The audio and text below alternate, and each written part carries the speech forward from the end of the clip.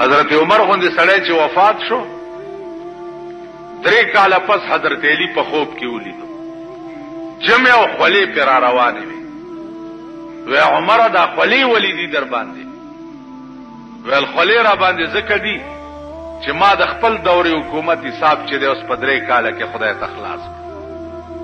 اوس وزګار که عمر غوندې سړی چې ټول ورځ بناستو کمیس ته به ټاکای ګڼلې غوړي به ولا چا راوړو ویل به په خدای مې دې قسمي کوي وخورم چې تر څو راته دا پته نه لګېدلي چې ټول قوم مې غوړي خوړلي دا غوندې سړي حساب په 3 کاله کې خلاصيږي عزیزانو چې زمونږ حساب په 100 کاله لکه رسول